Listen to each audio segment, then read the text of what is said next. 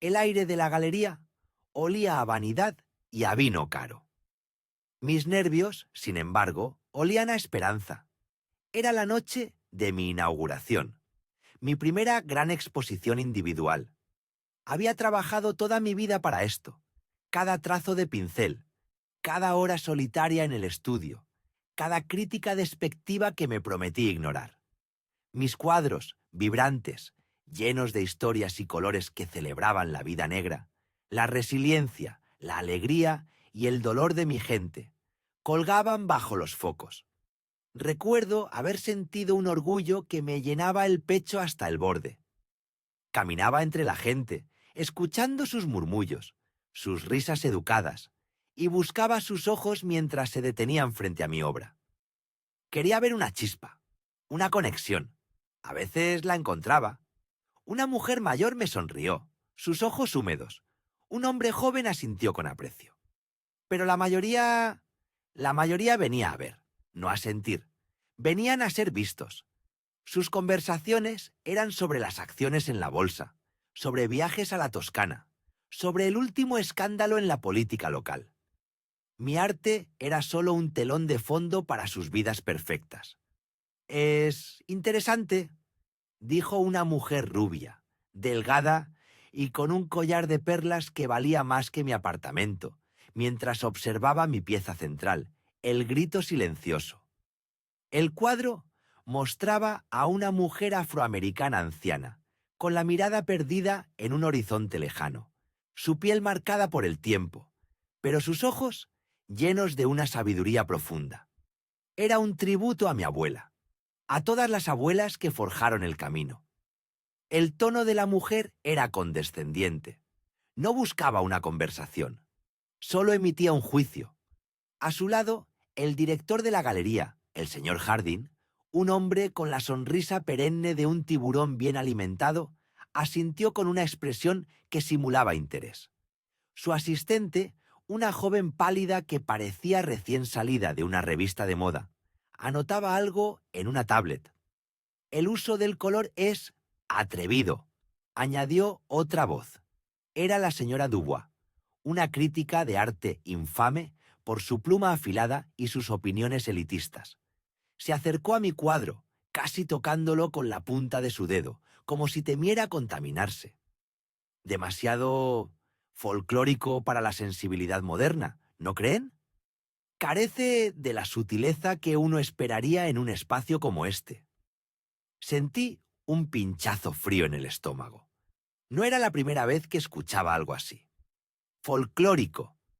Una palabra bonita para decir demasiado negro, demasiado auténtico, demasiado real para sus burbujas de cristal. Mi intención no es la sutileza, señora Dubois, dije acercándome a ellos. Mi voz, aunque firme, temblaba ligeramente. Busco la verdad, la fuerza, la experiencia vivida. Mi arte es una expresión de mi herencia, de mi historia. La señora Dubois se giró. Sus ojos azules me evaluaron de arriba abajo, deteniéndose brevemente en mi cabello natural y en el sencillo vestido que había elegido. Una sonrisa fina apareció en sus labios. «Comprendo su pasión, señorita Lena, ¿verdad? Pero la pasión, por sí sola, no es arte. El arte debe trascender la experiencia personal para resonar universalmente. Y, francamente, esta exhibición se siente un poco demasiado específica, demasiado particular». «Demasiado particular», repitió la mujer de las perlas con un suspiro dramático. «Es lo que pensé. ¿Quién querría colgar esto en su comedor? ¿No tiene ese atractivo refinado?» El señor Harding intervino, con un tono falsamente conciliador. «Estamos experimentando con nuevas voces, por supuesto. Es un riesgo calculado. El mercado está buscando diversidad, después de todo». Miró a la señora Dubois y le guiñó un ojo. «Aunque la rentabilidad sigue siendo nuestra principal preocupación, naturalmente». Rentabilidad. Mi arte reducido a un número, a una inversión. ¿Acaso creían que no veía a través de sus sonrisas forzadas? ¿Que no sentía la frialdad detrás de sus palabras, supuestamente amables? Mi garganta se cerró. Recordé las horas que pasé en trabajos mal pagados para poder comprar mis materiales. La mirada de decepción en los ojos de mis padres, cuando les dije que no sería abogada, que sería artista. Recordé las galerías que me rechazaron, los curadores que me dijeron que mi estilo no encajaba. Y ahora, aquí, en el pináculo de mi sueño, me enfrentaba a la misma condescendencia, el mismo desprecio, la misma negación de mi valía. Mis manos se apretaron en puños a mis costados. Quería gritarles, quería decirles que mi arte era más universal que sus vidas vacías y sus cuentas bancarias infladas, que la dignidad que pintaba en cada rostro era la esencia de la humanidad, algo que ellos, en su ceguera privilegiada, nunca comprenderían. Pero no lo hice. He aprendido, con el tiempo y con el dolor, que no siempre se gana una batalla con gritos. A veces, la verdadera fuerza reside en el silencio, en la observación.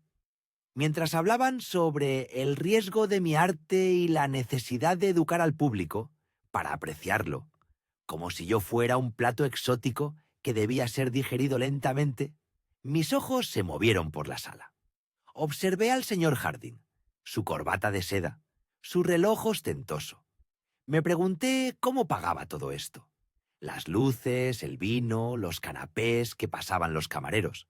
Mi mirada se posó en un pequeño logo, discretamente colocado en el atril de un folleto cerca de la entrada.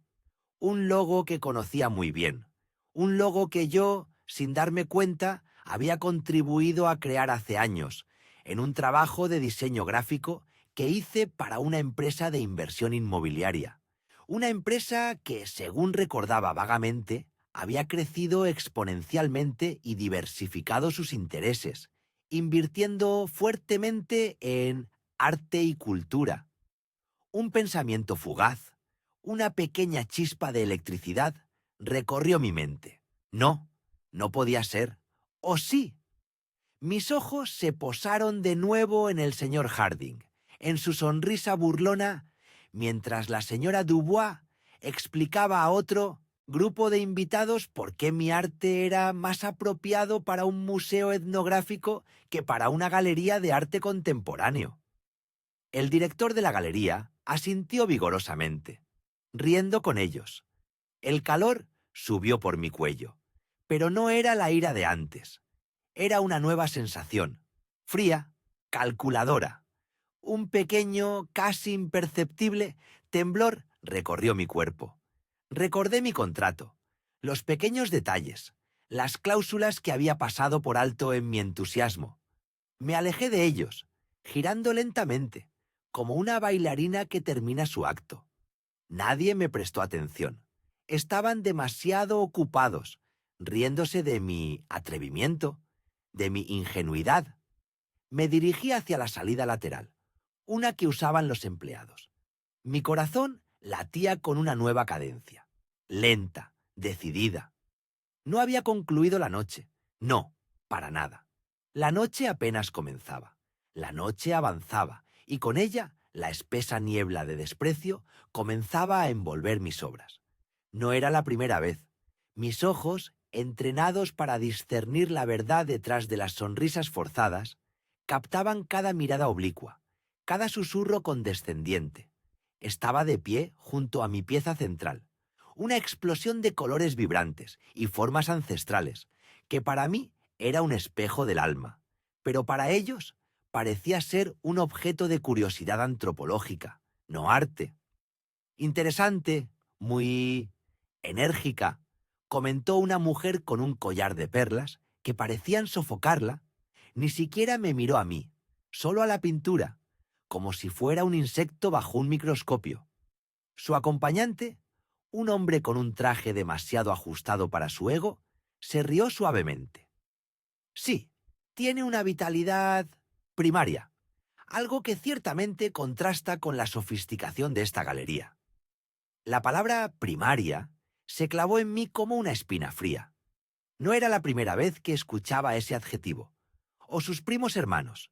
Cruda, folclórica, demasiado étnica.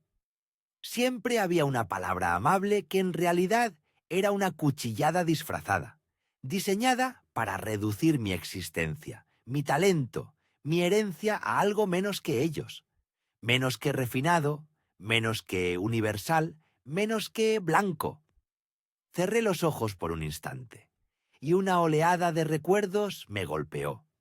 La facultad de arte, las horas pasadas en el estudio, mis compañeros elogiados por explorar nuevas formas, mientras mis profesores sugerían que quizás debería moderar mis paletas, suavizar mis líneas, para que mi trabajo fuera más accesible. ¿Accesible para quién?, me preguntaba siempre. ¿Para aquellos que solo veían lo suyo como el estándar de belleza y verdad? Recordé la vez que presenté una serie de retratos de mujeres negras en su vida cotidiana, llenas de gracia y fuerza. El decano, un hombre de maneras suaves y palabras venenosas, me dijo que eran demasiado específicas, que no resonarían con el público en general. Siempre había una excusa, una barrera invisible que se alzaba ante mi color de piel, ante la historia que latía en mis venas, ante la autenticidad que yo me negaba a diluir. Pero yo nunca cedí, nunca. Cada demasiado era un combustible, cada rechazo una razón para pintar más audaz, para amar mis raíces más profundamente. Mis manos, mis pinceles, eran extensiones de mi alma, un escudo y una espada. Y mi arte era mi voz, gritando en un coro que intentaba silenciarme. Ahora, de pie en esta galería, el eco de esas viejas heridas resonaba. Pero algo era diferente. Ya no era la joven artista desesperada por una oportunidad, por un reconocimiento que validara su existencia. Hoy era la mujer que había encontrado su propio camino, que había construido su propio imperio, silenciosamente, lejos de los reflectores de este mundo que me juzgaba. Me acerqué a mi cuadro, tocando suavemente la textura, sintiendo la energía que emanaba de cada trazo. Para ellos era primaria, cruda. Para mí era la sabiduría de mis ancestros, el dolor de una historia, la promesa de un futuro. Era la resistencia, era la belleza indomable de mi gente. La anfitriona de la noche, una mujer de cabellos rubios perfectamente peinados y una sonrisa que nunca llegaba a sus ojos, se acercó con un grupo de lo que parecían ser los inversores principales de la galería. Su voz, un susurro sedoso, llevaba un matiz de impaciencia. «Ah, Elena», dijo, deteniéndose frente a mi obra, pero su mirada se posó en mí, con una mezcla de lástima y hastío. «Tu trabajo es ciertamente único. Hemos recibido algunos comentarios muy apasionados al respecto». La palabra apasionados la pronunció con un matalenguas que sugería que eran comentarios negativos. Uno de los hombres del grupo, con gafas de montura fina y un aire de autoproclamada superioridad intelectual, se aventuró.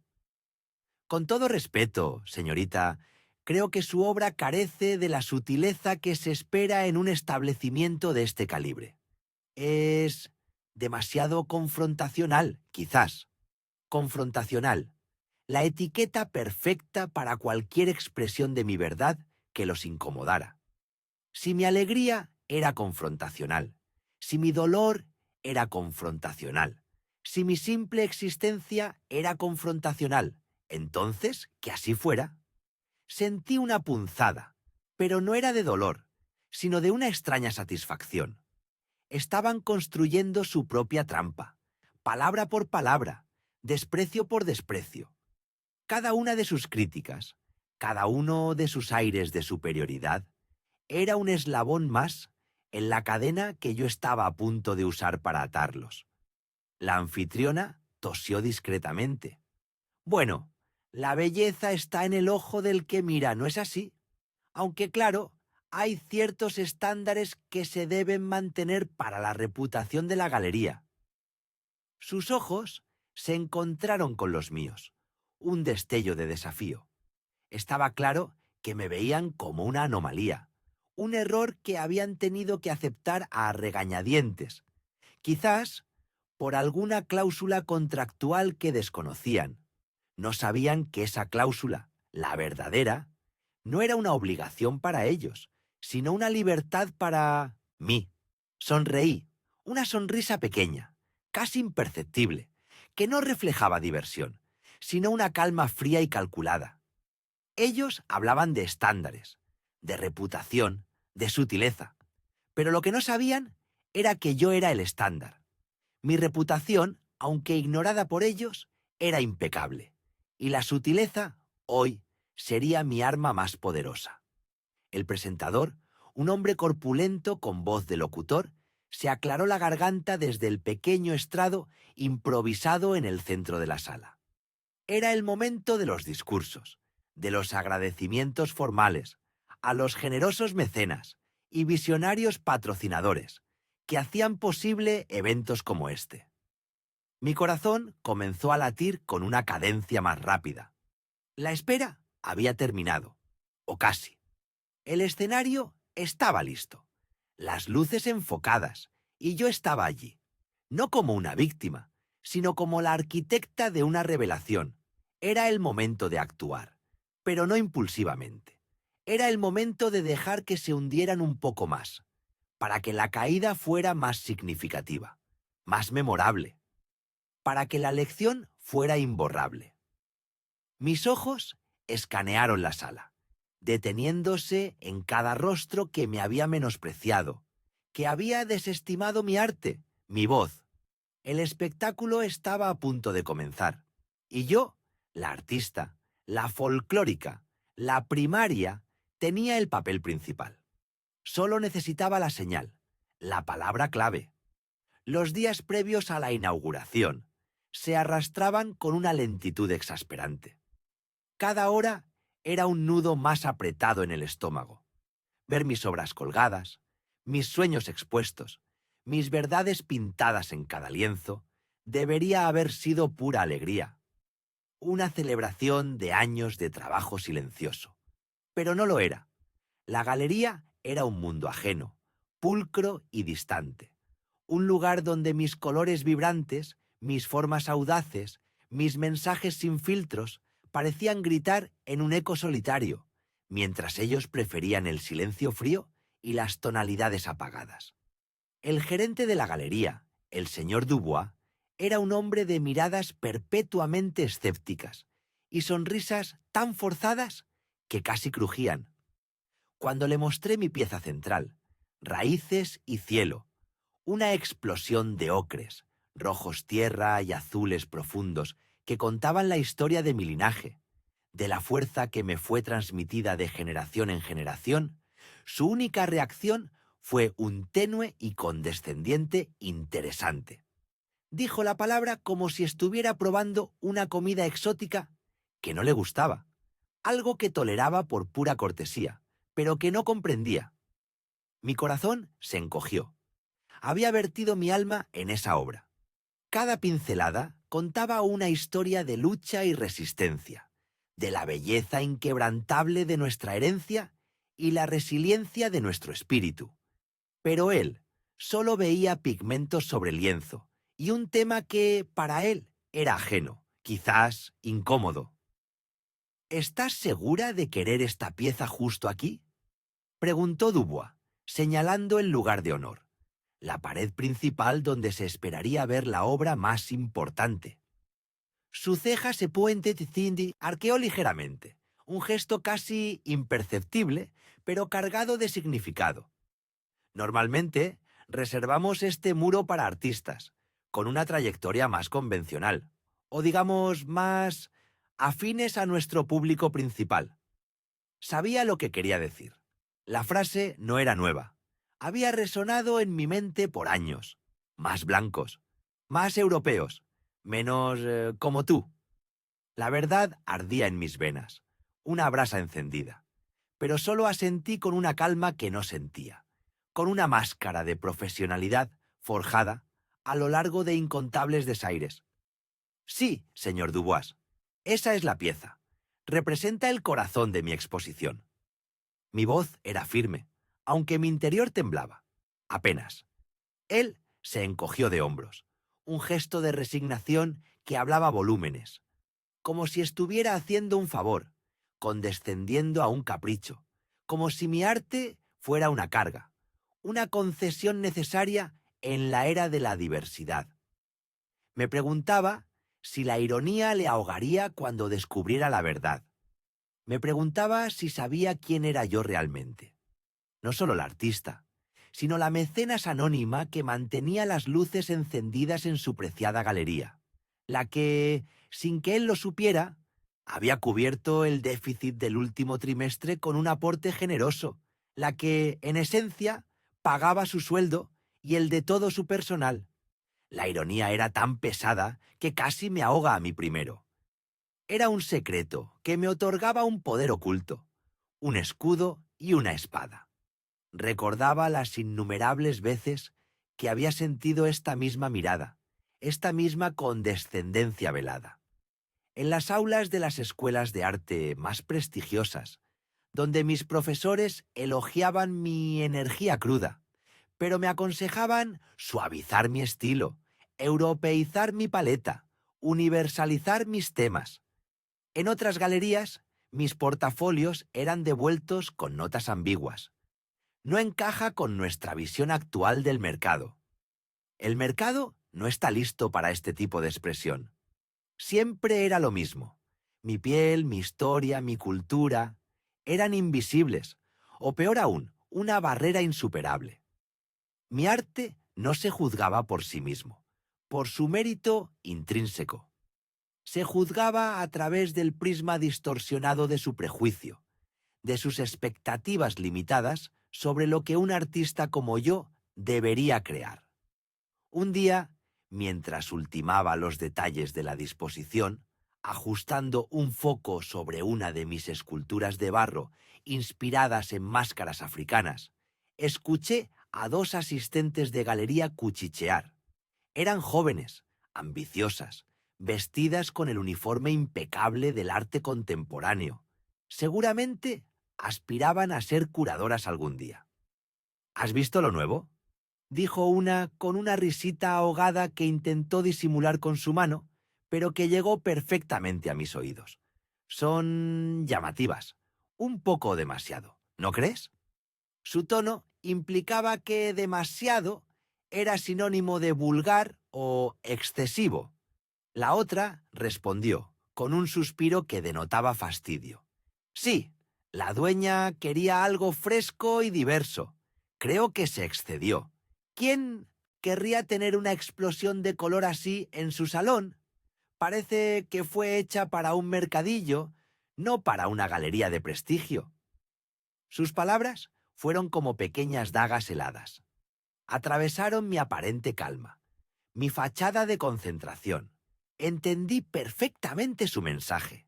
Para ellos, yo era una cuota, una obligación molesta que la dirección les había impuesto, un intento torpe y quizás fallido de diversidad que se sentía forzado y fuera de lugar.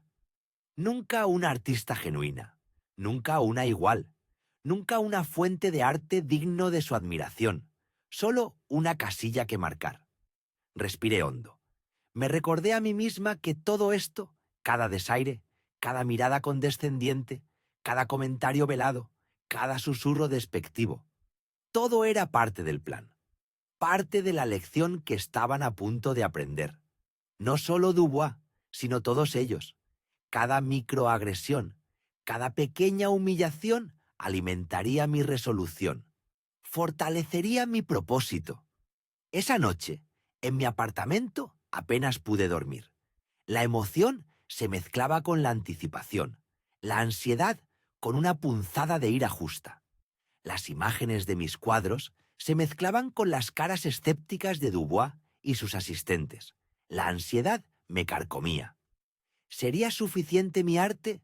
¿Conseguiría romper sus barreras, las barreras invisibles pero impenetrables que habían construido con años de prejuicio?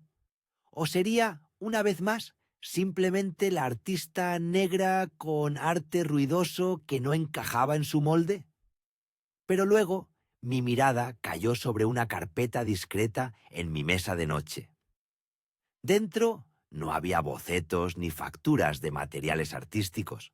Había documentos de mi fundación, los extractos bancarios que mostraban mi verdadera posición, la correspondencia con mis abogados y asesores financieros. No era solo la artista que luchaba por un espacio, era la fuerza silenciosa que movía los hilos, la mano que sostenía los cheques, los grandes cheques, el verdadero motor financiero de esta galería que ahora albergaba mi humillación. Un escalofrío recorrió mi espalda. No era un escalofrío de miedo, sino uno de poder, frío y calculado. Habían subestimado mi arte, habían subestimado mi historia, habían subestimado mi voz. Pero sobre todo, me habían subestimado a mí, la mujer detrás del pincel, la mujer detrás de la fortuna. La mañana de la inauguración llegó con un cielo plomizo y un ambiente cargado de nerviosismo anticipado. Los camareros preparaban las bandejas de copas de champán que pronto serían rechazadas. Los focos se ajustaban con precisión quirúrgica, iluminando cada esquina de la ostentosa sala. Y yo, la artista invisible para la mayoría, me movía entre las sombras, observando cada detalle, cada preparación, observando las expectativas en los rostros del personal, ilusionados por el éxito del evento, observando el desinterés apenas disimulado del señor Dubois por mis piezas. Él estaba más preocupado por la lista de invitados VIP, por los nombres importantes que asistirían, por las críticas que escribirían los periódicos serios.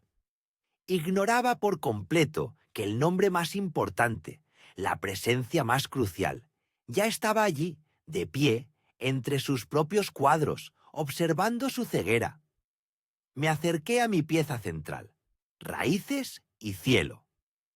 La toqué suavemente con la punta de mis dedos, sintiendo la textura de la pintura seca, la energía que emanaba de ella, la energía de mis ancestros, la energía de mi verdad, la energía de una historia que ellos no querían escuchar, pero que yo estaba decidida a contar. Ellos se reirían. Lo sabía. Lo había sentido en cada interacción, en cada susurro, en cada mirada esquiva. Su desprecio era palpable. Una espesa niebla en el aire. Pero yo ya no era la joven artista asustada que buscaba validación a toda costa. Había madurado, había prosperado en silencio, construyendo un imperio desde la humildad. Y ahora había llegado el momento. El momento de enseñarles que el arte, como la justicia, tiene muchas formas, y que a veces la forma más poderosa y más inesperada es aquella que menos esperas, la que viene envuelta en aparente fragilidad.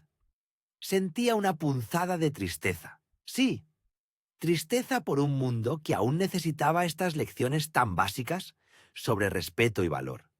Pero también una inquebrantable determinación. El cheque ya estaba firmado. Solo esperaba el momento oportuno. La noche caía pesadamente. Las luces de la ciudad comenzaban a brillar a través de los grandes ventanales de la galería, añadiendo un brillo artificial. El sonido de los primeros invitados llegando, sus risas y susurros se escuchaban desde el exterior, cada vez más cerca. El primer acto de la función, el preludio del gran desenlace, estaba a punto de comenzar, y yo, la artista anónima, la mecenas secreta, estaba lista para mi papel principal, lista para el enfrentamiento silencioso que cambiaría todo, no solo para mí, sino para el futuro de esta misma galería. El aire se sintió más frío de repente, denso con las palabras de desprecio. Sus risas, antes un rumor de fondo, ahora perforaban mi pecho como dagas de hielo. Demasiado atrevido, poco pulido, no encaja con la estética de la galería. Se rieron de mi arte, se rieron de mí. Pero lo que más dolió Lo que más escocía fue la implicación, la manera en que sus ojos por un instante me desnudaron de mi humanidad, de mi intelecto, de mi derecho a estar allí. Solo vieron el color de mi piel, y con ello invalidaron todo lo demás. Miré los rostros a mi alrededor, copas de champán tintineando con una ligereza que no correspondía a la pesadez de mi corazón. Las sonrisas. ¡Ah! Las sonrisas. Siempre las mismas sonrisas complacientes, adornadas con perlas y corbatas de seda. Eran los mismos rostros de siempre, los mismos que, con una mueca, decidían quién tenía valor y quién era relegado al olvido. Los mismos que construían muros invisibles, pero inquebrantables, con cada juicio superficial, con cada comentario despectivo. Veía la condescendencia en sus miradas, la certeza absoluta de su buen gusto, su derecho inherente a dictaminar lo que era arte y lo que era una mera curiosidad. Mi mente vagó a mis pinceles, a las madrugadas sin dormir, a la soledad del estudio, donde cada lienzo era un universo por conquistar. Recordé el frío de mis manos en invierno, la espalda encorvada durante horas interminables. Cada trazo, cada mezcla de color, nacía de una verdad profunda. Mi arte no era una mera decoración para paredes blancas. Era un grito, era una historia, era una parte de mi gente, de las luchas invisibles y las victorias silenciosas. Era el eco de mis ancestros, la voz de mi presente, la esperanza de mi futuro. Era yo, sin filtros, sin máscaras. Ellos, en su burbuja de privilegios, no veían el alma, solo veían la superficie. Y en esa superficie, distorsionada por sus prejuicios, veían lo que esperaban ver. Una mujer negra, un lienzo que no entendían, porque su narrativa no encajaba en los estrechos confines de su mundo. Algo que, según ellos, simplemente no pertenecía a su refinada escena artística. Sus risas vacías se hicieron más fuertes, su ignorancia más irritante. Cerré los ojos por un instante, buscando un refugio dentro de mí. Y fue entonces cuando la imagen apareció con total claridad. El contrato, las cláusulas, la letra pequeña que había leído y releído hasta memorizar, y la cifra. Oh, la cifra. Era una suma que para ellos era incomprensible, casi obscena. Una cantidad de dinero que había firmado con tanta determinación, con la esperanza de abrir puertas, de apoyar voces. Esa misma cifra que había dado vida a este evento. Este mismo lugar, este mismo aire que ahora se sentía tan denso, tan cargado de desdén. Recordé la llamada con mis asesores financieros. Sus voces, siempre profesionales, habían tenido un matiz de sorpresa cuando les di mis instrucciones. ¿Quiere ser la mecenas principal de esta galería, señora Johnson? Habían preguntado con una pausa casi imperceptible. Sí, respondí con firmeza. Quiero apoyar el arte local. Quiero ver nuevos talentos. Quiero fomentar una plataforma más inclusiva. Y, en lo más profundo de mi ser, quería ver mi talento, mi visión, mi verdad, expuesta con la dignidad que merecía. Quería ver a otros como yo tener una oportunidad, que a menudo nos era negada. Ahora, esa dignidad era pisoteada con cada comentario, cada mirada de juicio. No por la calidad de mi arte, lo sabía. Era por la presunción de que mi presencia era un error, una intrusión, por el color de mi piel, por la suposición arraigada de que una mujer como yo no podía tener derecho a estar allí, a crear, a triunfar en sus términos, o en los míos. La injusticia se enroscaba en mi estómago, fría y cortante. Pero la rabia no se apoderó de mí como solía hacerlo en mi juventud. Ahora, la indignación era un fuego lento, contenido, pero infinitamente más poderoso. No era la indignación de la rabia ciega que busca destruir. Era la indignación de la claridad de saber mi valor, la claridad de conocer mi poder, un poder forjado en años de trabajo incansable, de sacrificios, de creer en mí misma cuando nadie más lo hacía. Un poder que no se basaba en la herencia o el privilegio, sino en la pura fuerza de mi voluntad y mi visión. El caballero de la pajarita, el mismo que había murmurado con desdén sobre la falta de sofisticación de mi pieza. Ahora reía a carcajadas. Su brazo, extendido, señalaba hacia uno de los cuadros más convencionales de la sala, una pintura sin alma de un paisaje aburrido. «¡Absolutamente exquisito!», exclamó, con una mujer de vestido brillante colgando de su otro brazo. Su ignorancia era tan grande como su autoimportancia. Eran un monumento a todo lo que yo no era, y a todo lo que luchaba por cambiar. Me di cuenta de algo crucial en ese momento, una epifanía helada.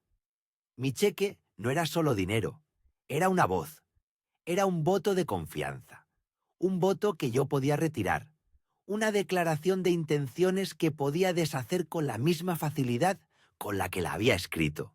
Y en ese instante, el susurro de la idea se convirtió en un tamborileo atronador en mi pecho, una decisión fría, precisa, ineludible. No se trataba de vengarme con la misma mezquindad que ellos me ofrecían.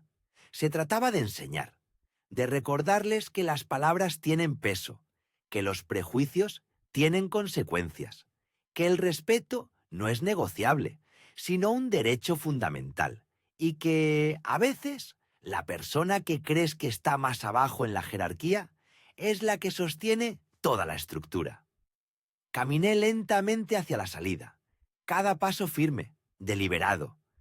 Mi cuerpo avanzaba, pero mi mente ya estaba en otro lugar.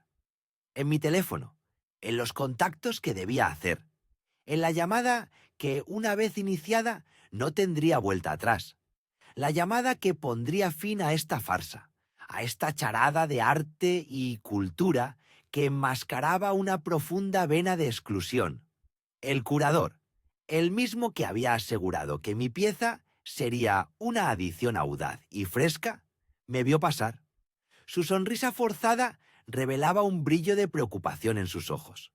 Culpable, quizás, o tal vez solo preocupada por la mirada del caballero de la pajarita, la opinión de los importantes. Se le veía incómodo, atrapado entre su aparente convicción y la presión de sus clientes más influyentes. Me detuve un segundo. Lo miré directamente a los ojos. No dije nada. No tenía que hacerlo. Mis ojos, llenos de una calma peligrosa, hablaban por mí. Una promesa, una advertencia, un futuro incierto para él y para su galería si no actuaba con integridad. Mi mano se deslizó hacia el bolsillo interior de mi chaqueta. Sentí la frialdad metálica de mi teléfono.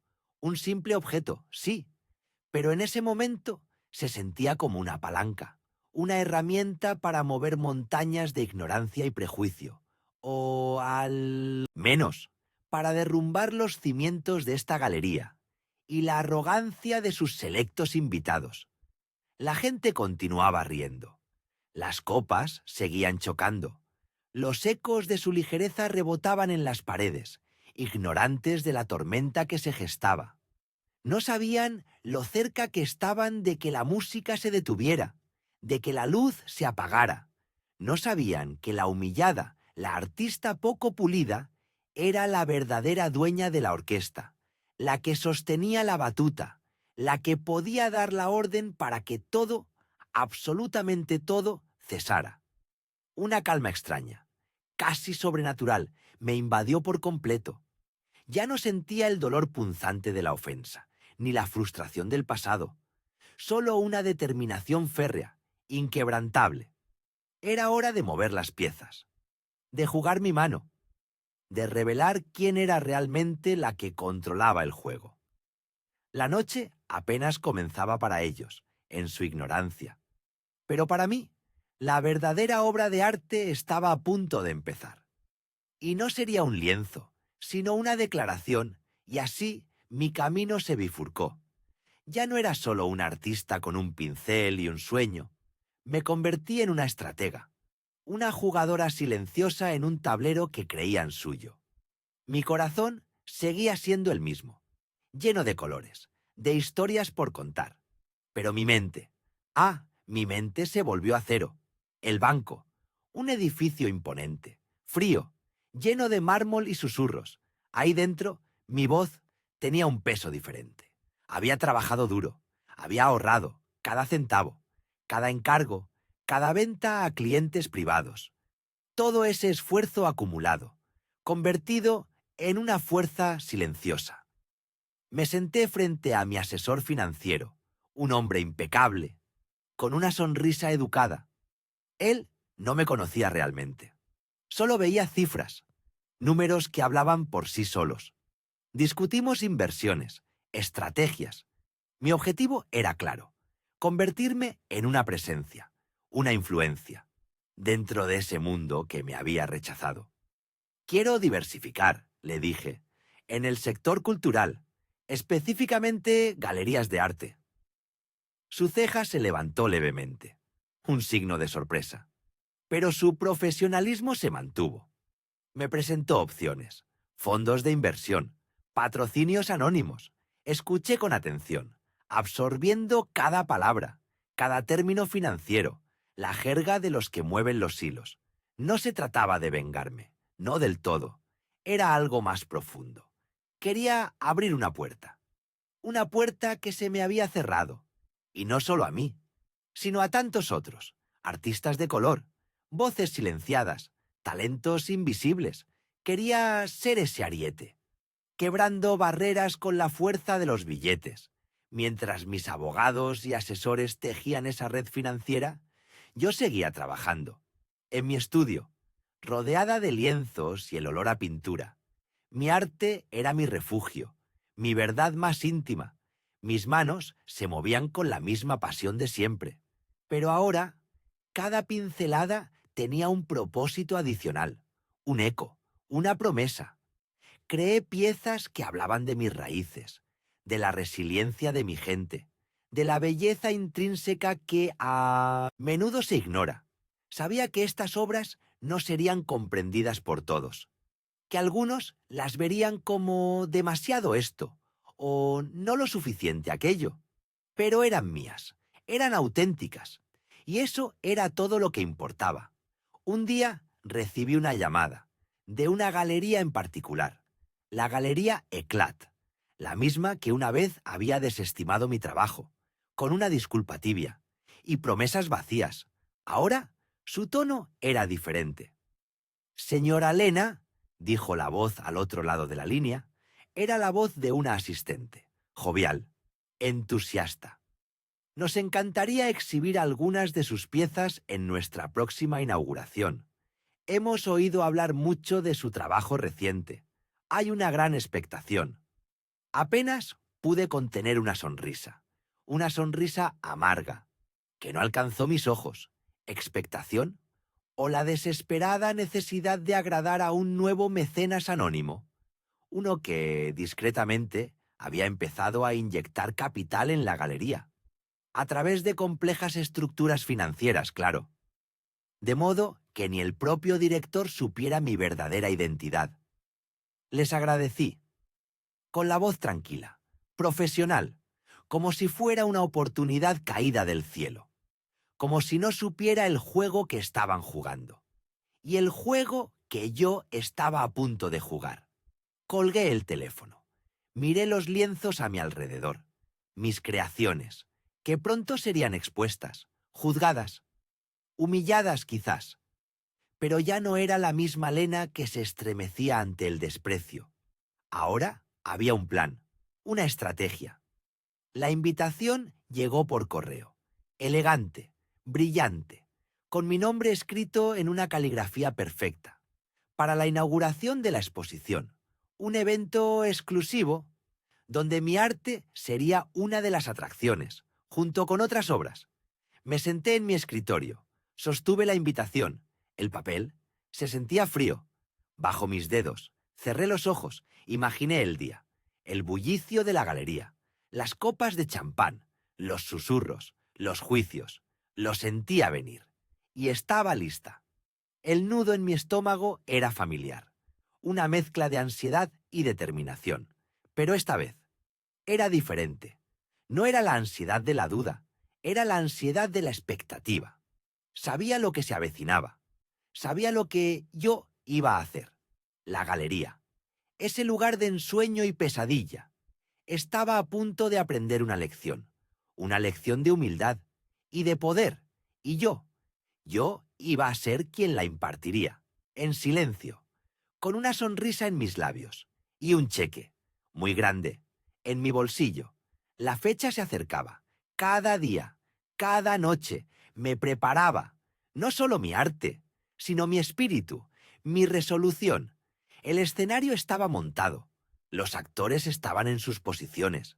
Solo faltaba que se abriera el telón y que el juego comenzara.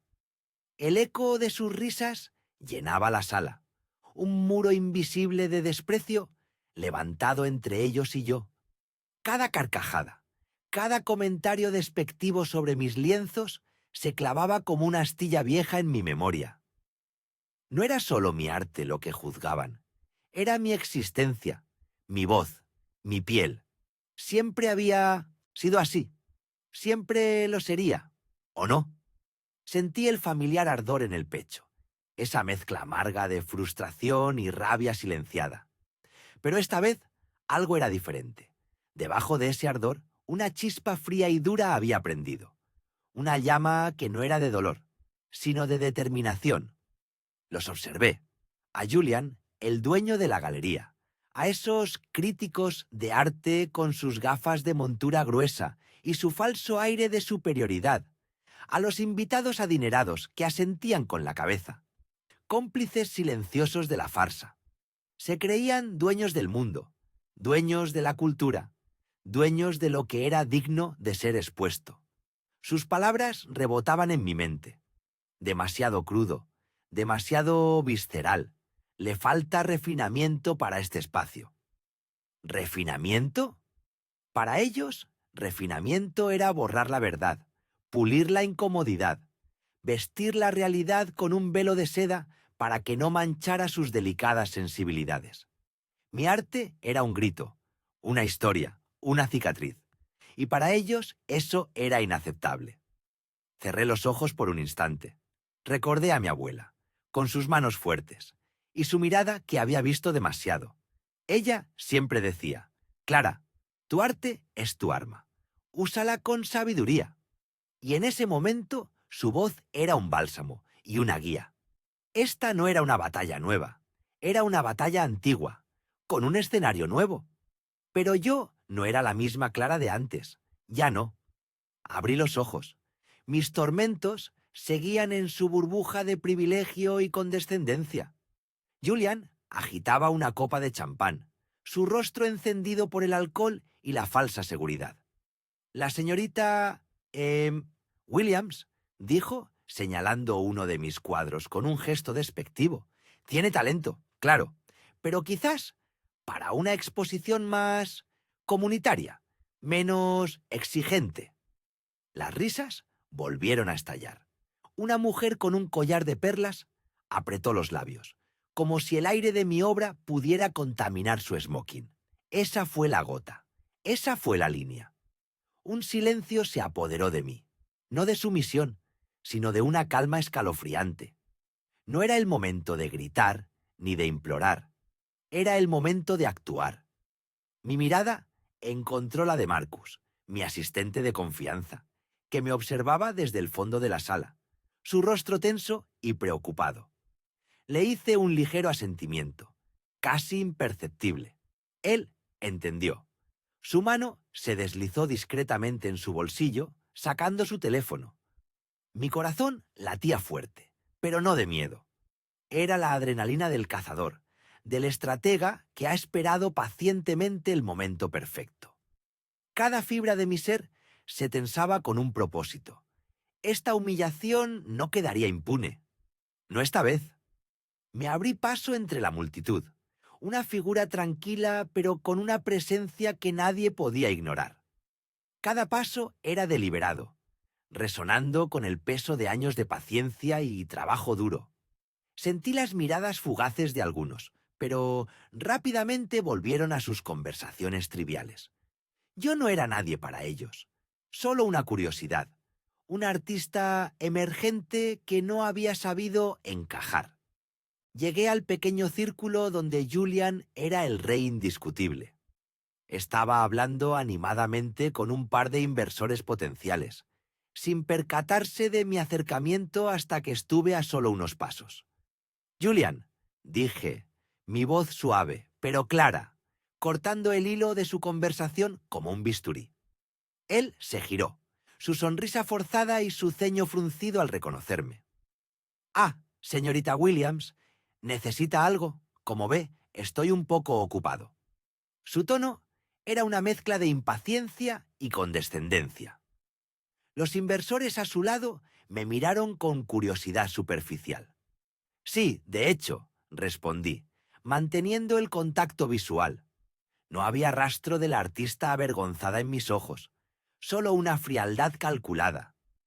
«Necesito hablar con usted sobre la financiación de este evento». Julian soltó una risa hueca, una especie de resoplido burlón. «La financiación, claro. No creo que sea de su incumbencia, señorita Williams. Estos detalles los maneja la gerencia. Y nuestros benefactores, por supuesto». Su mirada se deslizó hacia los inversores, buscando su aprobación. «Oh, créame, es de mi incumbencia», dije, dando un paso más cerca. Mi voz bajó un decibelio, volviéndose más íntima, más peligrosa. Porque resulta que uno de esos benefactores principales soy yo. Las palabras se colgaron en el aire. La risa de Julian se congeló a mitad de camino, convirtiéndose en una especie de tos nerviosa. Sus ojos, antes llenos de burla, ahora parpadearon con incredulidad, luego con una incipiente alarma. Los inversores a su lado intercambiaron miradas, la curiosidad superficial reemplazada por una genuina perplejidad. «Disculpe», logró balbucear Julian, su voz perdiendo parte de su arrogancia. «No, no entiendo. La Fundación Sterling es nuestro principal patrocinador. Es anónima. Se maneja a través de fiduciarios». Sonreí. Una sonrisa que no llegó a mis ojos. «Correcto, Julian. Muy bien informado. La Fundación Sterling. Y sí, es anónima. O lo era, hasta ahora». Levanté una mano. En ella, Marcus colocó discretamente una tableta. Deslicé mi dedo por la pantalla y la giré para que Julian y los inversores pudieran verla.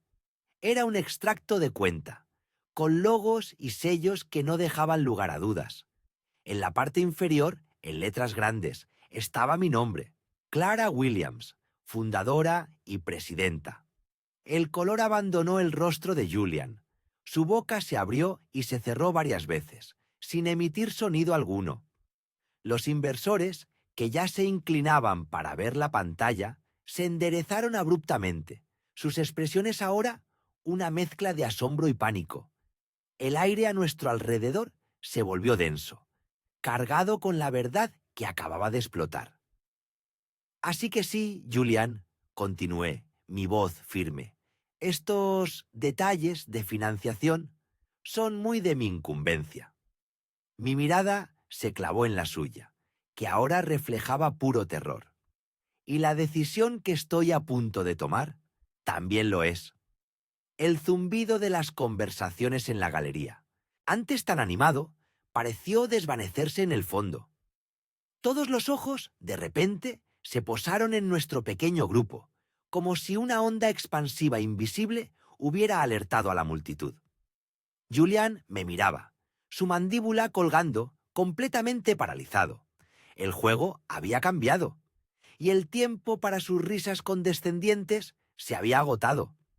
Mi dedo se movió de nuevo, esta vez con intención. Era la hora. La risa de la crítica, aquella mirada despectiva que me taladró el alma, aún resonaba en mis oídos. Era un eco frío y persistente en el silencio de mi estudio. Había abandonado la galería esa noche con la frente en alto, mi dignidad intacta. Sí, pero con cada fibra de mi ser ardiendo. No era solo por mí, era por la legión de artistas, especialmente aquellos de tez oscura, que habían sentido esa misma punzada, esa misma humillante desvalorización a lo largo de los siglos. Había llegado el momento, no de buscar consuelo, sino de mover mis fichas con precisión quirúrgica. Mis contratos con la Galería Vanguardia eran irrefutables. Yo no era simplemente un artista marginal en su inauguración. Yo era la inversora principal. La mecenas anónima cuya generosidad había infundido vida en sus paredes moribundas y su agenda de exhibiciones. La ironía era tan palpable que dolía. Ellos se habían atrevido a mofarse del trabajo de la misma mano que los alimentaba, que los sostenía sobre el abismo del olvido. Me senté pesadamente frente a mi gran escritorio de madera de ébano. Las luces vibrantes de la ciudad se extendían como un tapiz brillante a través de mi ventanal, cada una historia silenciosa, cada una un reflejo de luchas y victorias. Con manos firmes, saqué la carpeta de documentos, los contratos detallados, los acuerdos de financiación multifacéticos, las cláusulas de confidencialidad que hasta ahora me habían mantenido en las sombras, lejos de los ojos curiosos y los juicios superficiales. Cada palabra escrita en aquellos papeles no era solo una estipulación legal, era, en mis manos, un arma. Mi mente vagó hasta la primera vez que pisé esa galería, años atrás. Estaba al borde del cierre, una sombra de lo que alguna vez pudo haber sido. El dueño, un hombre llamado señor Dubois, parecía un náufrago aferrándose a un trozo de madera. Sus ojos, entonces, no tenían el brillo petulante y arrogante que vi reflejado en ellos esa noche. Había rogado, literalmente, por una oportunidad, por un salvavidas que lo sacara de las deudas que ahogaban su sueño. Y yo, contra el consejo de muchos, se lo concedí. No solo con un cheque cuantioso, sino con una visión audaz para el futuro del arte. Les ofrecí mucho más que capital. Les ofrecí una plataforma, una voz. Les exigí diversidad genuina, inclusión profunda. Quería que la galería se transformara en un faro para talentos incomprendidos, para voces que habían sido silenciadas sistemáticamente por los prejuicios del mundo del arte. ¿Y cuál fue su respuesta a mi generosidad? Me silenciaron a mí misma, a la que había sido su mayor defensora y benefactora. Me hicieron sentir como una intrusa en mi propio hogar. Mi dedo, que temblaba apenas perceptiblemente, recorrió el párrafo clave de cada acuerdo. La temida cláusula de terminación. Con tan solo 48 horas de aviso previo, mi financiación masiva podía retirarse por completo, y con ella una parte sustancial de su inventario, la totalidad de sus exposiciones futuras ya programadas, y lo más crucial, su capacidad operativa para el futuro previsible. No era una mera amenaza vacía, era una realidad inminente, un precipicio al que estaban a punto de caer. Mi respiración se mantenía lenta, profunda, controlada. En este momento no había espacio para la ira descontrolada que nubla el juicio, solo una fría y calculada resolución. Había aprendido, a lo largo de una vida de luchas silenciosas, que la verdadera fuerza no radicaba en el grito furioso, sino en el golpe certero, en la decisión inquebrantable que se ejecuta con calma. Tomé mi teléfono, no para hacer una llamada inmediata, sino para revisar meticulosamente mi calendario digital. El evento de la exposición principal, esa misma que yo había financiado con la esperanza de darle una última y gloriosa oportunidad a la galería, estaba programada para mañana por la noche. Tenía que ser en ese momento. Tenía que ser público. Tenía que ser un desenlace que nadie pudiera ignorar. Quería que cada uno de aquellos que habían aplaudido mi humillación, que se habían regocijado en la burla de mi arte, sintieran el peso aplastante de su propio error. Quería que el señor Dubois, con su sonrisa petulante y condescendiente, comprendiera la profundidad y el alcance de su traición, no solo hacia mí, sino hacia los ideales que él mismo había prometido defender. No buscaba una venganza ciega por la simple satisfacción de la retribución. Buscaba una justicia resonante que trascendiera los muros de esa galería, que llegara a cada joven artista de color que alguna vez había dudado de su propio valor, de su talento innato, por el juicio miope y prejuicioso de otros. Mis recuerdos me transportaron a una exposición escolar de arte, hace décadas. Mi maestra de arte, la señora Elena, una mujer sabia y de pocas palabras, me había dicho una vez con su voz suave pero firme: tu arte es tu voz, hija. Es tu verdad más profunda. No dejes que nadie, absolutamente nadie, te la ahogue. Ella habría estado orgullosa de mi silencio en la galería esa noche. Un silencio que ahora, en la quietud de mi estudio, estaba a punto de transformarse en un trueno que nadie esperaría. Con un último suspiro, compuse un correo electrónico. Corto, directo, incisivo, dirigido a la Administración General de la Galería Vanguardia. Asunto: notificación de rescisión inmediata de acuerdo de patrocinio. Adjunté una copia escaneada de la cláusula de terminación activada, marcada en Mindier de edición negrita, subrayada y resaltada con un color vibrante. El correo partió hacia el ciberespacio con un pequeño clic casi inaudible, pero su impacto prometía ser monumental. Me imaginé el preciso momento en que lo leerían, la confusión inicial en sus rostros, la negación automática, y luego el pánico helado que se apoderaría de ellos.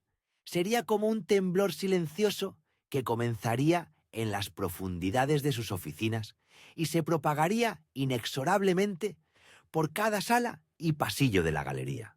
Sentí una extraña y profunda paz. No era una paz dulce y relajante, sino una paz forjada en el fuego de la determinación más férrea.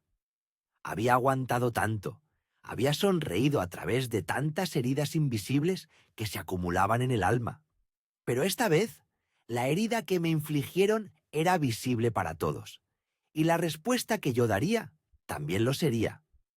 El reloj en mi pared continuaba su marcha imparable. Cada segundo que pasaba me acercaba más al momento de la verdad, al momento en que no solo mi arte, sino mi poder real, se haría innegable para todos. La Galería Vanguardia había cometido un error monumental, un error de juicio imperdonable. Habían juzgado un libro por su portada engañosa, y en el proceso habían subestimado peligrosamente al autor. Ahora se enfrentarían directamente a la pluma que no solo escribía las historias más evocadoras, sino que también firmaba los cheques. El gran final de su espectáculo de arrogancia estaba dolorosamente cerca, y yo, la artista menospreciada, la mecenas silenciosa, sería la directora de orquesta de su caída. La exhibición seguía en pie para la noche siguiente. Mi cheque de patrocinio aún la financiaba por unas horas más, pero esa situación cambiaría de manera irrevocable. Minutos después de mi mensaje, mi decisión ya estaba en curso, imparable. El efecto dominó era inevitable, y yo, ahora, estaba lista para observar cómo caían todas y cada una de las piezas que ellos pensaron tener bajo control. Mi corazón latía con una mezcla extraña de rabia y una calma aterradora. Había visto suficiente. Sus risas vacías rebotaban en las paredes de cristal y mármol de la galería, y sus miradas despectivas, esas mismas miradas que me habían perseguido desde los primeros días de mi carrera, quemaban. Pero ya no me quemaban de la misma manera. Ya no era la joven artista asustada, la chica de piel oscura a la que se le decía que su arte era demasiado político o demasiado nicho para el gran público. La chica que creía que su valor dependía de la aprobación de estos guardianes, de lo selecto. Ahora sabía quién era, y sabía, con una certeza inquebrantable, lo que tenía que hacer. El director de la galería, el señor Dubois, se pavoneaba entre sus invitados de honor, un grupo selecto de críticos, coleccionistas y socialités que le daban palmaditas en la espalda y elogiaban obras de arte que, en su mayoría, no entendían ni valoraban genuinamente. Mis vendían obras. Las piezas que, según él, no merecían un lugar prominente en esta institución, que solo habían sido colgadas por la generosidad de un mecenas anónimo.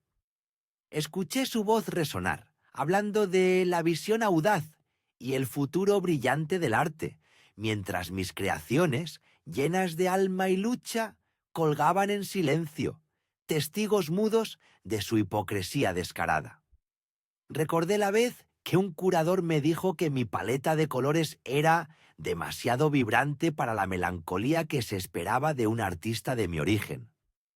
O la vez que mi propia madre, con los ojos llenos de lágrimas, me dijo que me suavizara un poco, que no fuera tan directa con mis mensajes, para que no me cerraran las puertas. Pero ella me había enseñado también la fuerza de nuestra sangre, la dignidad de nuestra historia.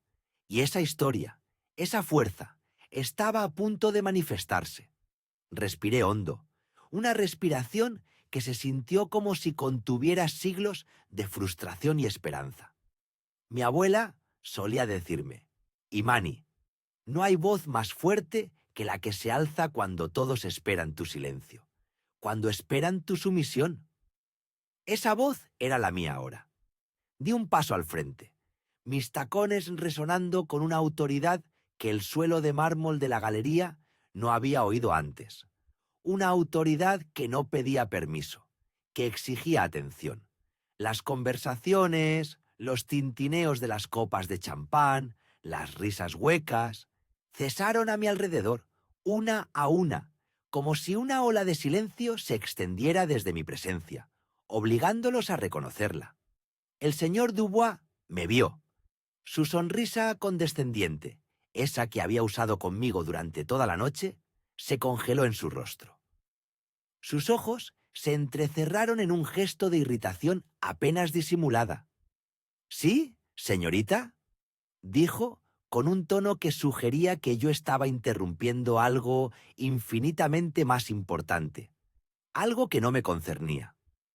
Como si yo no fuera más que una molestia insignificante en su noche perfecta. Solo quería aclarar algo, señor Dubois. Mi voz era baja, pero clara, resonando con una nitidez que llenó el espacio antes ocupado por sus murmullos y risas. Parece que hay una profunda confusión esta noche sobre quién soy y, más importante aún, cuál es mi verdadero papel aquí. Se rieron entre dientes algunos de los presentes, asumiendo que iba a suplicar un poco de atención, o quizás a quejarme de alguna nimiedad menor, como una copa vacía o un canapé que no me habían ofrecido. Sus miradas se cruzaron, una mezcla de diversión y desprecio, pintada en sus rostros.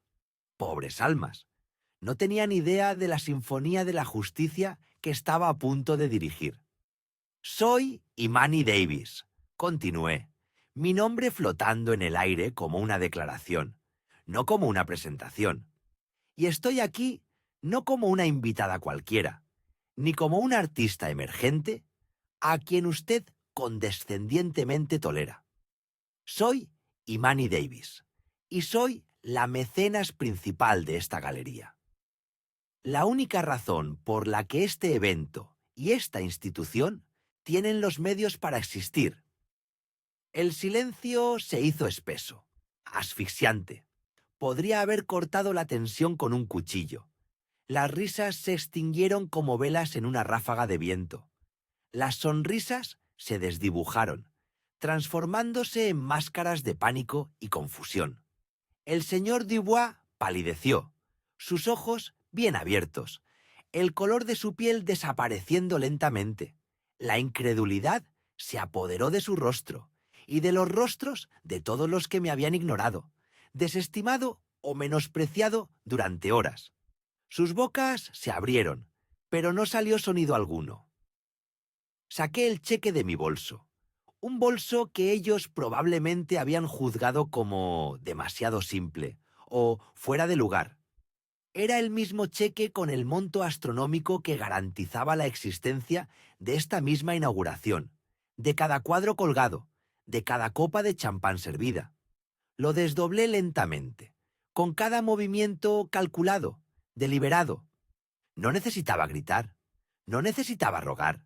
El poder no estaba en el volumen de mi voz, sino en el papel que sostenía en mis manos, el papel que representaba la sangre de mi trabajo, el fruto de mis sacrificios.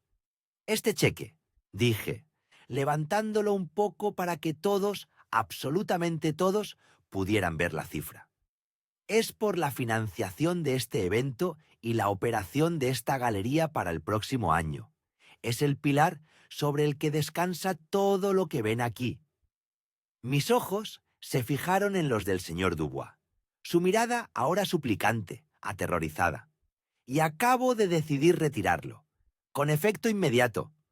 Un murmullo de shock e incredulidad recorrió la sala. Esta vez no fue una risa. Fue un gemido colectivo.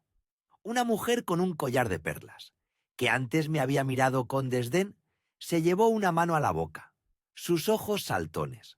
Un hombre de traje caro, que se había reído de mi arte hacía solo minutos, dejó caer su copa de champán, que se estrelló en el suelo, dispersando cristales y burbujas, pero nadie pareció notarlo. Todo el mundo estaba concentrado en mí, en el cheque, en las palabras que habían salido de mi boca, palabras que significaban el fin de su mundo de privilegios. Este evento está oficialmente cancelado, declaré, mi voz firme, inquebrantable, pero sin una pizca de furia descontrolada, solo la serena convicción de la justicia. Y la financiación de la galería, retirada, como dije, con efecto inmediato. Les doy una hora para desalojar este espacio. Había una dignidad en mis palabras, una autoridad tranquila y absoluta que no dejaba lugar a dudas. Si el arte que creé con el sudor de mi alma, con la historia y el dolor de mi gente, no es digno de respeto en este espacio, entonces ninguna parte de mi dinero lo será. El señor Dubois intentó hablar, balbuceando palabras incomprensibles, su rostro transfigurado por el pánico. Pero, señorita Davis, esto es inaudito, una catástrofe. Su voz sonaba hueca, vacía de la arrogancia de hace un momento. Lo interrumpí sin elevar la voz, solo con una mirada que congeló sus palabras en su garganta. Lo inaudito, señor Dubois, es la forma en que mis artistas, mis hermanos y hermanas, las voces que han luchado por ser escuchadas, y yo misma, hemos sido tratados en estas paredes. Lo inaudito es la ceguera deliberada a la belleza, la profundidad y la innovación que viene de lugares que usted y sus pares consideran menores o sin valor. Doblaba el cheque lentamente, con el mismo ritmo pausado y calculado con el que lo había desdoblado, guardándolo de nuevo en mi bolso. Era una imagen poderosa, el dinero que lo sostenía todo, que garantizaba sus lujos y su exclusividad, regresando a la fuente que había sido tan cruelmente deshonrada. El sonido del cierre de mi bolso fue un eco final, un telón que caía sobre su patética obra. Me giré para irme, dejando tras de mí un campo de sueños rotos, de ambiciones frustradas y de egos destrozados. Las caras de los que se habían reído, ahora contorsionadas por el horror, eran el único arte que me interesaba ver en ese momento. Cuando pasé junto a la obra que el señor Dubois había desestimado como demasiado folk o sin el refinamiento necesario, Una lágrima silenciosa se deslizó por mi mejilla. No era de tristeza, no era de rabia, sino de alivio. Era la lágrima de la liberación, de la justicia largamente esperada, de la reivindicación. Mi arte no necesitaba su validación. Mi existencia no necesitaba su permiso. Nunca más. Salí de la galería, dejando atrás el caos, el pánico y las súplicas ahogadas que mis palabras habían sembrado. El aire fresco de la noche me recibió, una bocanada de libertad que limpió el ambiente viciado de la galería. Con cada paso que daba hacia la calle, sentía que una carga pesada, una armadura de años de lucha, se desprendía de mis hombros. Había usado mi poder no para humillar sin propósito, sino para reequilibrar la balanza, para defender no solo mi arte y mi dignidad, sino la de todos aquellos cuyas voces han sido silenciadas, cuyas creaciones han sido marginadas. Ahora, la Galería Dubois se enfrentaba a un futuro incierto, probablemente a su fin, y yo, Imani Davis, me enfrentaba a uno lleno de posibilidades ilimitadas. Esta era solo una batalla ganada, un capítulo cerrado en mi historia. El camino por delante era largo, lo sabía, pero mi propósito, ahora, era más claro que nunca. Había llegado el momento de construir algo nuevo, un espacio que verdaderamente celebrara el arte en todas sus formas, en todos sus colores, sin miedo, sin prejuicios, sin jerarquías impuestas. Un lugar donde la voz de cada artista, especialmente la de los marginados, fuera escuchada y honrada. Y sabía que no estaría sola en ese viaje. Los cimientos de ese nuevo mundo ya comenzaban a germinar en mi mente.